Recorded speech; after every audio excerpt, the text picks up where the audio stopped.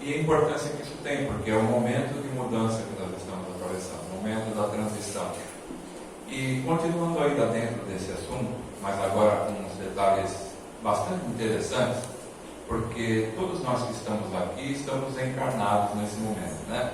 Então, eu acho que a maioria sempre tem uma curiosidade, como é que funciona a encarnação, para a gente vir do plano espiritual para o plano físico. E a respeito disso, por incrível que pareça, que foi dito há muito tempo atrás, há muitos anos atrás, tem tudo a ver com relação a implantação desse novo mundo, desse novo ser humano que vai habitar esse mundo.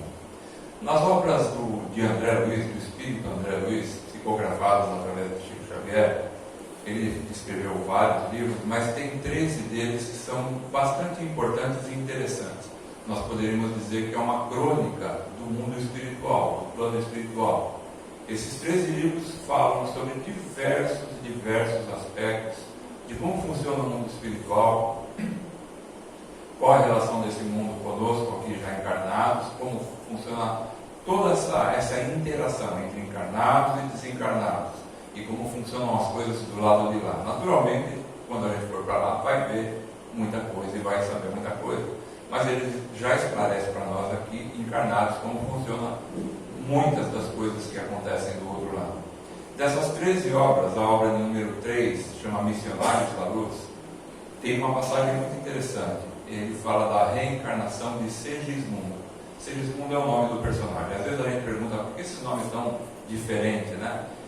Primeiro que na época era um pouco mais comum do que hoje. Segundo que eles não queriam que ninguém se identificasse com a história, sabe? De modo que a pessoa falasse, esse aí está falando é meu tio, meu pai sou eu, enfim. Então, evitando essas coisas, sempre colocavam nomes diferentes, Anacleto, Segismundo, com essa finalidade, né? Mas a história que ele conta é muito importante. Ele conta como acontece a reencarnação do ser humano a partir do plano espiritual, do ponto de vista de quem está do outro lado. E isso traz conceitos para a gente que são bastante interessantes. Por exemplo, ele conta, entre várias coisas, que nós, como seres encarnados que somos feitos de um corpo físico, de um perispírito, que é uma camada que envolve o espírito, e de um espírito. Isso para simplificar bem as coisas, né? E estudos dizem que nós temos 7 corpos, corpo causal, corpo. Isso não vem ao caso aqui agora. Vamos falar desses 3 corpos importantes. Aliás, o espírito não tem corpo, ele não tem formato específico. O perispírito tem formato humano. Para nós, que já estamos na condição humana. O perispírito de um cachorro tem o formato de um cachorro, do cavalo tem o formato de um cavalo. O nosso está formatado na condição humana. Daqui ele não volta para trás. Ele só progride e não retorna, não regride. Então eles dizem que todas as informações que nós obtemos aqui durante a vida, todas as coisas que nós fazemos, tudo que nós construímos emocionalmente, mentalmente, tudo a respeito do nosso aprendizado de vida fica gravado no perispírito. O perispírito a gente pode encarar hoje, aliás, fica muito fácil fazer comparações, porque nós temos aí a eletrônica, nós temos aí a computação que facilita bem o entendimento. O perispírito seria alguma coisa como um HD externo, né? Um pendrive bem grande, né? Que cai bastante informação. Então tudo que nós passamos aqui na vida hoje fica gravado no meu perispírito. E quando eu partir para o plano espiritual, isso é bagagem minha de aprendizado. Quando eu for reencarnar, eu trago essa bagagem, ou apenas aquilo que eu preciso dessa bagagem toda, para a encarnação que eu terei aqui. Eu não trago todo o conteúdo, eu não preciso. Eu tenho conteúdos da Idade Média, da Idade Pré-Histórica, de quando eu vivi, sei lá, na França, em Roma, não sei aonde. Eu gostaria de viver em países assim, França, Roma, né? Então a gente tem um conteúdo muito grande, mas só traz aquilo que é necessário para essa existência, para a experiência que nós vamos passar aqui agora, o aprendizado que vamos ter. E ele conta que a reencarnação do ser se dá quando acontece a fecundação do óvulo. No momento da fecundação do óvulo, aquele espírito que está andando lá por cima, ou lá por baixo, que acontece muito também, né? E de verdade, há vários relatos que os espíritos encarnam a revelia. Às vezes não querem, mas são laçados, meio que laçados energeticamente, e programam para reencarnar, porque é a única forma que tem dele continuar o seu progresso. Mas enfim, quando acontece a fecundação, energeticamente, instantaneamente, há uma ligação entre aquele óvulo fecundado que começa a multiplicar suas células e o espírito que vai encarnar naquele corpo que será formado ali. Como aquele espírito está envolto do seu perispírito, no outro plano, e o perispírito é um banco de dados, à medida que essa ligação acontece, aqueles dados vão passando para o corpo que está se formando no útero da mãe. Então é como se fizesse um download de informações. E esse download de informações vem trazendo como vai ser aquele ser que vai nascer aqui. Em primeiro lugar, o formato que ele tem. E por mais estranho que pareça, quando isso começa a acontecer, se a gente vê do ponto de vista científico, do ponto de vista biológico, o ser humano, quando começa a se formar, ele passa pela espécie animal, réptil, anfíbio, peixe, e depois ele vem a ser um ser humano. O feto tem esses formatos, essas configurações. Isto é, ele traz já nessa informação toda a nossa natureza, desde o princípio, desde lá dos primórdios de onde viemos nós todos. Então as informações vão passando para o corpo que está se formando. Quando ele atinge o formato de um feto humano, então ele começa a vir mais informações. Hoje nós sabemos, através do estudo das ciências, que algumas partes no nosso cérebro só se formam a partir de certas idades. Por exemplo, a memória de longo período, a memória longa, não a memória instantânea de agora, mas a de longo período começa a se formar na criança por volta dos 4 anos de idade. Então, veja só que coisa interessante. Se o meu canto aqui do cérebro, que vai guardar memórias de longas datas, só começa a se formar aos 4 anos de idade, como que eu posso, à medida que eu reencarno, trazer toda aquela bagagem de informação se eu não tenho onde colocar? Se aquela região onde eu vou colocar aquilo ainda não está pronta, ainda está em formação, mesmo depois de eu ter nascido. Então, o instrutor de André Luiz mostra para ele, naquela ocasião, e vai explicando que o ser humano começa a reencarnar à medida que o óvulo é fecundado e termina a sua reencarnação por volta dos 7 anos de idade. Durante 7 anos as informações vão passando do plano espiritual para aquele novo corpo que está se formando e vai se armazenando no novo hardware, que é o novo cérebro que está se formando, limpo, zerado, começa a vir informações para ali. Quando essas informações começam a vir aquilo que é bacana e aquilo que não é bacana. Porque todos nós, já falamos aqui várias vezes, somos feitos de luz e sombras. Nós temos defeitos, temos virtudes, somos seres humanos completos. E essa bagagem toda nos acompanha, tanto para o lado de lá quanto na volta para cá. À medida que esses dados vêm baixando, vêm passando para o nosso novo corpo que está se formando, vem vindo aquilo que é legal e vem vindo aquilo que também não é legal. E veja, nós já nascemos, nós já estamos andando aqui, junto com um dos nossos pais, estamos dentro da nossa casa, tendo atitudes, conversando, com 7 anos já estamos conversando, né? E entrando na escola, quer dizer, está começando a haver uma grande interação social nossa aqui no mundo físico. Qual é a função, então, dos pais nesse exato momento? Veja só, à medida que a gente vai baixando as informações e armazenando no novo corpo, vão surgindo atitudes que demonstram se isso vai ser legal ou se não vai ser legal. Quando vem uma informação bacana, que faz como criança eu tenho um comportamento bacana, e os pais percebendo aquilo elogiam e falam que bonito isso que você fez, que bacana, é assim que se age, olha, estimulam isso, o que eu faço com aquilo? Eu me sinto todo satisfeito como criança e falo, nosso caminho é por aqui, não é? Mas vamos supor que começa a vir uma informação ruim, um jeito ruim meu de agir, um egoísmo infantil, essas coisas que são normais, todos nós, né? Estamos falando de nada extraordinário, as coisas normais que vêm na vida. E a gente vê na criança, às vezes, uma tendência para certos defeitos mais marcantes, mais agressivos, mais marcantes. E esse é justamente o momento, esse período de transição, quando as informações vêm passando para o novo corpo, em que os pais têm que agir muito corretamente, como se fosse podando aquela árvore que está brotando, que está se formando ali, e tirando os defeitos que estão vindo. Então vamos supor que vem uma quantidade muito grande de informações do lado de lá para se instalar no novo corpo, aqui no novo cérebro, no novo coração, entre aspas, né? Os novos sentimentos.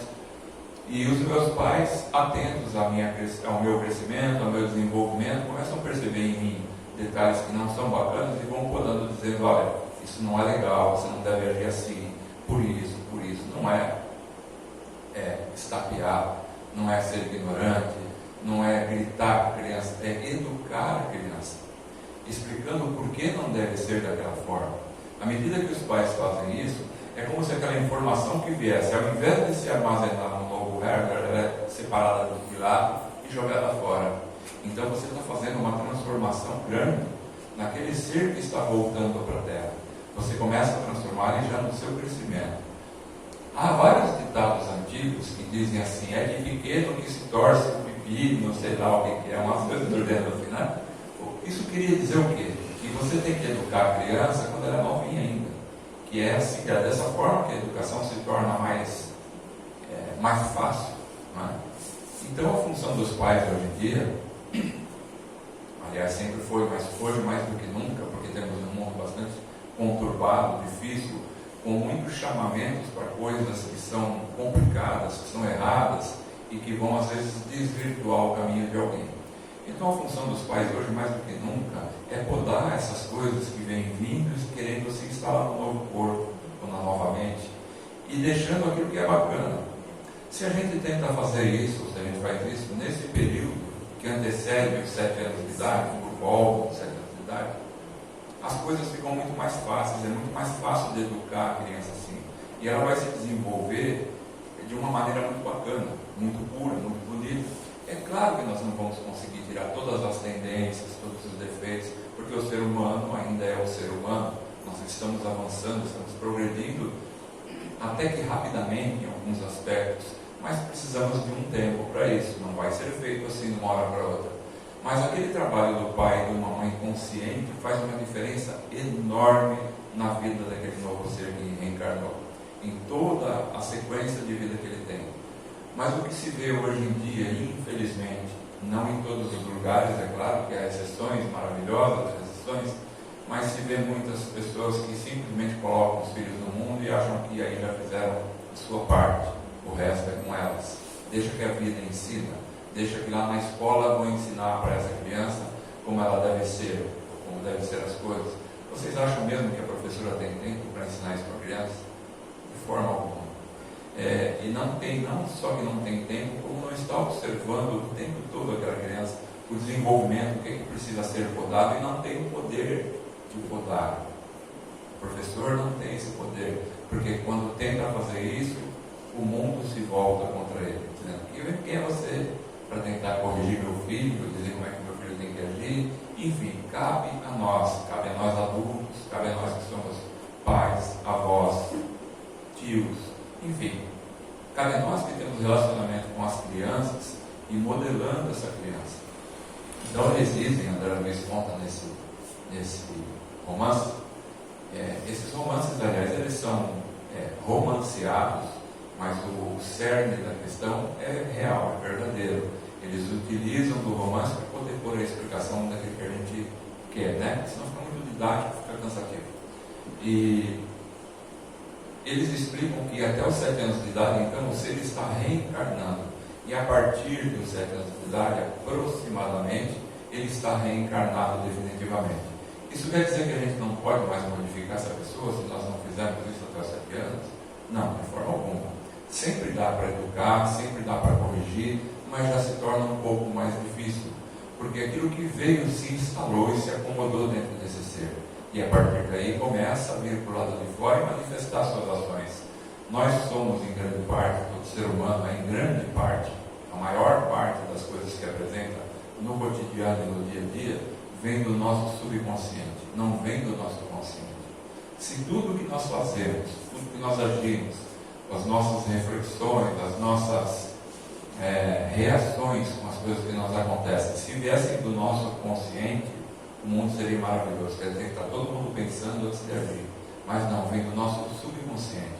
A gente explode, a gente reage e depois que vai pensar se aquilo foi certo, se não foi certo, se foi correto ou não foi correto. E esse banco de dados que vem e que se instala exatamente aí no subconsciente e no inconsciente. É aí dentro, é daí que ele se manifesta por lado de fora. E tudo que está no nosso subconsciente fica o tempo todo durante o nosso período de vida, irradiando para o lado de fora as nossas tendências, as nossas vontades, as coisas que nós temos bem resolvidas ou mal resolvidas, e o fruto disso tudo, a junção de todas essas coisas, é o que forma o nosso caráter, é o que forma a nossa maneira de ser. O Espiritismo sempre nos diz que nós devemos observar bastante a questão da reforma interior, da reforma íntima. E é essa questão exatamente que ele está falando. É exatamente sobre isso, sobre a nossa própria reforma interior. Porque se nós nos concentrarmos nisso, nós podemos, por nós mesmos, corrigir aquilo que nós vemos que não está muito bem e que passou batido lá atrás. Por mais que os nossos pais tivessem cuidado, tivessem nos ajudado, coisas passam, e nós somos o que somos. Então cabe agora, nós que somos adultos, olhar para nós mesmos e corrigir os defeitos que a gente percebe, com suavidade, com tranquilidade, sem culpa, porque nenhum de nós foi criado perfeito. Uma outra parte da doutrina espírita, um outro conceito, diz que todos nós fomos criados simples e ignorantes, portanto estamos a caminho da perfeição, estamos a caminho do nosso desenvolvimento. É muito comum nós vermos nesse trajeto as pessoas se autoculpando por terem agido errado, por não terem percebido certas coisas, ou se arrependerem da forma como reagiram a algum estímulo externo. E nós temos que nos lembrar desses momentos, que como nós não estamos prontos, não viemos ao mundo pronto, tem certas coisas que nós não somos capazes ainda. Estamos em busca da nossa perfeição, lentamente, pouco a pouco. E não somos capazes de fazer coisas perfeitas, de estarmos perfeitos o tempo todo, de o tempo todo estarmos conscientes a respeito das nossas ações, dos nossos sentimentos. Dizem os grandes mestres da espiritualidade antiga, do Antigo Oriente, que uma das coisas mais importantes que nós temos é a auto-observação.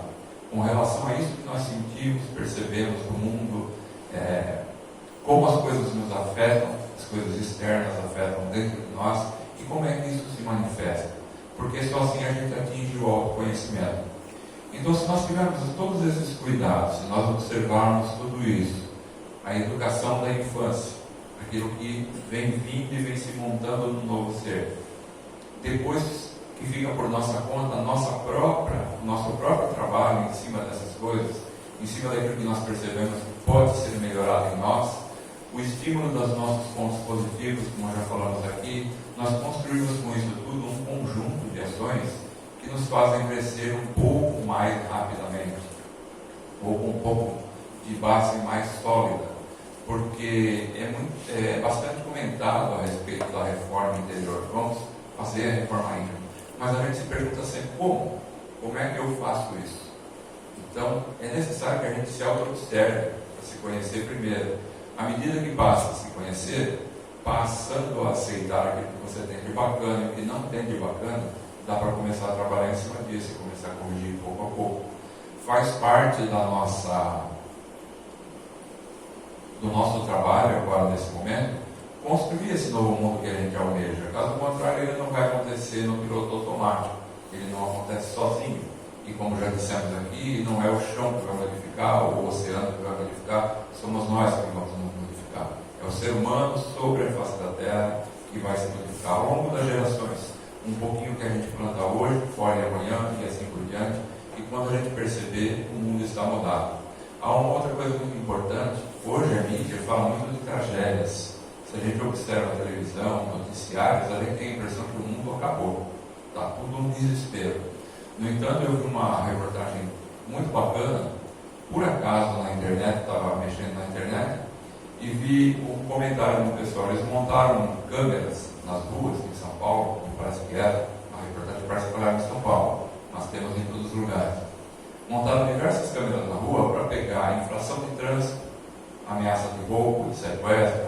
Então tem gente observando essas câmeras o tempo todo numa sala.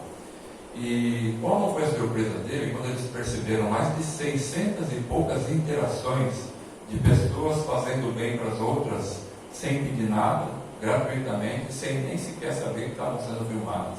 Não foi aquele que faz e coloca na internet com a câmera aqui, né? Olha como eu estou bonzinho, estou me filmando aqui e põe na internet. Não, pegou por acaso.